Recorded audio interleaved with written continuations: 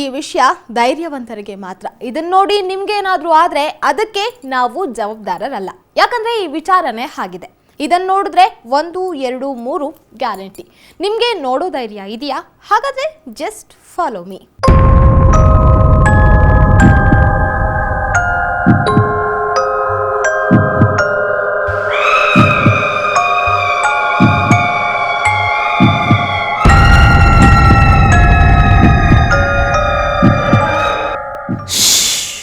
ಶಬ್ದ ಮಾಡಬೇಡಿ, ಇಲ್ಲೇನೋ ನಡೀತಾ ಇದೆ. ಹುಡುಗಿಯೊಬ್ಳು ಕಪ್ಪು ಬಟ್ಟೆ ಧರಿಸಿ ಮಲಗಿದ್ದಾಳೆ. ಸುತ್ತಮುತ್ತ ಕಾವಿದಾರಿಗಳು, ಜೊತೆಗೆ ಮೈತುಂಬ ವಿಭೂತಿ ಬೆಳೆದುಕೊಂಡಿರೋ ಅಘೋರಿ. ಇವರಿಗೆ ಸಾಥ್ ಕೊಡಲು ಕೆಲವೊಂದಿಷ್ಟು ಹುಡುಗರು. ವೇದ ಮಂತ್ರ ಘೋಷಗಳ ನಾದ. ನಾವ್ಯಾವುದಾದ್ರೂ ಬೇರೆ ಲೋಕಕ್ಕೆ ಬಂದ್ಬಿಟ್ಟಿದೀವಾ?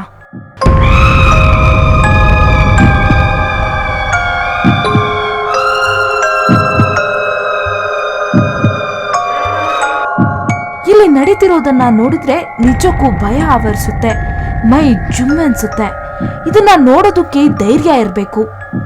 ಅದ್ಹಾಗೆ ಇದೆಲ್ಲ ಸ್ಯಾಂಡಲ್ವುಡ್ ನಲ್ಲಿ ಸೆಟ್ಟೇರಿರೋ ಹೊಸ ಚಿತ್ರ ಶ್ವೇತಾ ಸಿನಿಮಾದ ದೃಶ್ಯ. ಕ್ಲೈಮ್ಯಾಕ್ಸ್ ಬರೋ ಭಯಂಕರವಾದ ದೃಶ್ಯಗಳನ್ನ ಇಲ್ಲಿ ಚಿತ್ರೀಕರಿಸಲಾಗ್ತಾ ಇತ್ತು.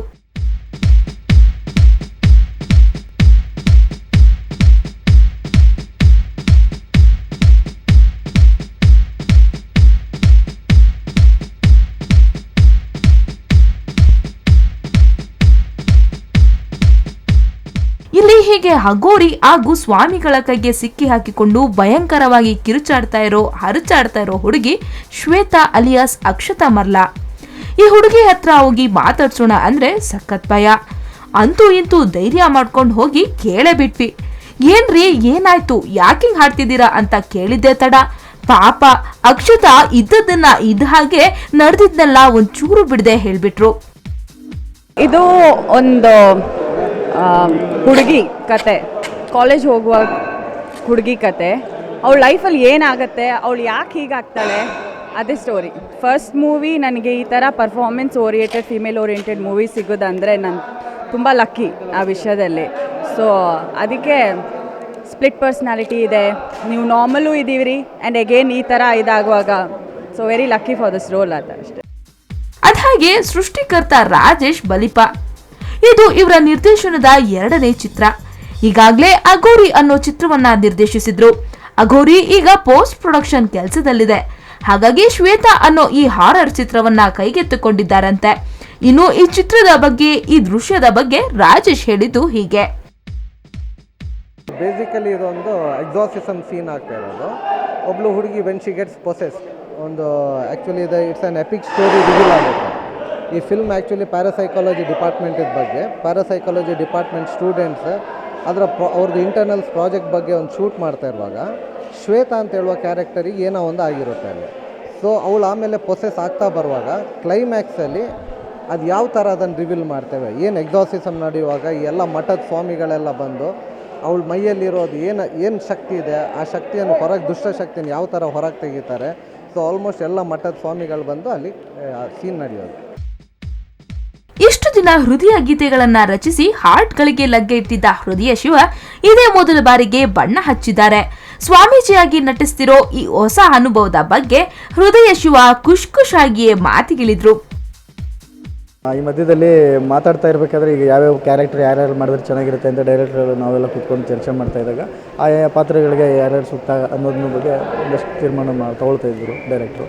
ಮಧ್ಯದಲ್ಲಿ ಇದರಲ್ಲಿ ಜಗದೀಶ್ ಸ್ವಾಮಿ ಅಂತ ಒಂದು ಕ್ಯಾರೆಕ್ಟರ್ ಬರುತ್ತೆ, ತುಂಬ ಮುಖ್ಯವಾದ ಪಾತ್ರ. ಇಂಟರ್ವಲ್ ಆದಮೇಲೆ ಆ ಪಾತ್ರ ತುಂಬ ಕಥೆಯಲ್ಲಿ ಮಹತ್ವ ಇರುವಂಥ ಪಾತ್ರ. ಆಗ ಅದು ಮಾಡಬೇಕು ನೀವು ಅಂದರು. ಸೊ ನನಗೆ ಮೊದಲಿಗೆ ತಮಾಷೆ ಮಾಡ್ತಾ ಇದ್ದಾರೆ ಅನಿಸ್ತು. ಆಮೇಲೆ ಸೀರಿಯಸ್ಸಾಗಿ ಹೇಳ್ತಾ ಇದ್ದಾರೆ ಅನಿಸಿದಾಗ ನಾನು ಸೀರಿಯಸ್ಸಾಗಿ ತೊಗೊಂಡು ಅದಕ್ಕೆ ಬೇಕಾದ ತಯಾರಿ ನಡೆಸ್ಕೊಂಡು ಮೊದಲನೇ ಸಲ ಒಂದು ಮಾಡ್ತಾ ಇದ್ದೀನಿ. ಈ ಹಾರರ್ ಮೂವಿಗೆ ಬಂಡವಾಳ ಹೂಡಿದ್ದಾರೆ ನಿರ್ಮಾಪಕ ರಾಮಚಂದ್ರ ರೆಡ್ಡಿ. ಇದು ಇವರ ನಿರ್ಮಾಣದ ಮೊದಲ ಚಿತ್ರ. ಚಿತ್ರಕ್ಕೆ ವಿಎಫ್ಎಕ್ಸ್ ವರ್ಕ್ ಜಾಸ್ತಿ ಇದ್ದು ಆ ಕೆಲಸದ ಜವಾಬ್ದಾರಿಯನ್ನ ಹೊತ್ತಿದ್ದಾರೆ. ಈ ಹಿಂದೆ ಟಾಲಿವುಡ್ ನ ಸೂಪರ್ ಹಿಟ್ ಸಿನಿಮಾ ಮಗಧೀರನಿಗೆ ಗ್ರಾಫಿಕ್ಸ್ ವರ್ಕ್ ಮಾಡಿದ ಅಶ್ವಿನ್ ಹಾಗೂ ಸುಮೇಶ್. ವಿಶೇಷ ಅಂದ್ರೆ ಇವರಿಬ್ರು ಶೂಟಿಂಗ್ ಸ್ಪಾಟ್ ನಲ್ಲಿ ಚಿತ್ರತಂಡಕ್ಕೆ ವಿಎಫ್ಎಕ್ಸ್ ಬಗ್ಗೆ ಮಾಹಿತಿ ನೀಡ್ತಾ ಅದರಂತೆ ಚಿತ್ರೀಕರಿಸೋದಕ್ಕೆ ಸಹಾಯ ಮಾಡ್ತಿದ್ರು. Our major role in this movie is to improve the visual experience and have an appealing visual for the audience. So we have both in terms of atmosphere and characters we are working on this in this movie. So there is a complete evil devil character which is completely computer graphics generated, and we'll be integrating that character to the live action character. So it will be something like the major character Shweta. This devil comes out of her mouth, and that would be a very interesting. I think very few Indian Kannada movies have done something like that, integrating CG character in a live action environment. ಈ horror ದೃಶ್ಯಗಳನ್ನ ತಮ್ಮ ಕ್ಯಾಮೆರಾದಲ್ಲಿ ಸೆರೆ ಹಿಡಿತಿದ್ರು ನಾಗರಾಜ್. ಶ್ವೇತಾ ಈಗಾಗಲೇ 80% shooting ಅನ್ನ complete ಮಾಡಿದ್ದು, ಇನ್ನು ಹಾಡುಗಳ ಚಿತ್ರೀಕರಣ ಮಾತ್ರ ಬಾಕಿ ಇದೆಯಂತೆ. ಎಲ್ಲ ಅಂದ್ಕೊಂಡಂತೆ ಆದ್ರೆ ಈ ಶ್ವೇತಾ ಮೇನಲ್ಲಿ ಚಿತ್ರಮಂದಿರಗಳಿಗೆ ಲಗ್ಗೆ ಇಟ್ಟು ನಿಮ್ಮನ್ನೆಲ್ಲ ಮತ್ತಷ್ಟು ಹೆದರಿಸಲಿದ್ದಾಳೆ.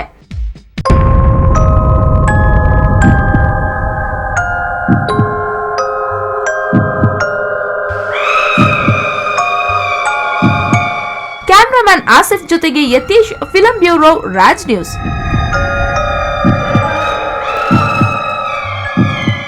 ಸಿಲ್ವರ್ ಸ್ಕ್ರೀನ್ ಮುಂದುವರಿಯುತ್ತೆ, ಅದಕ್ಕೂ ಮುನ್ನ ಸ್ಮಾಲ್ ಬ್ರೇಕ್.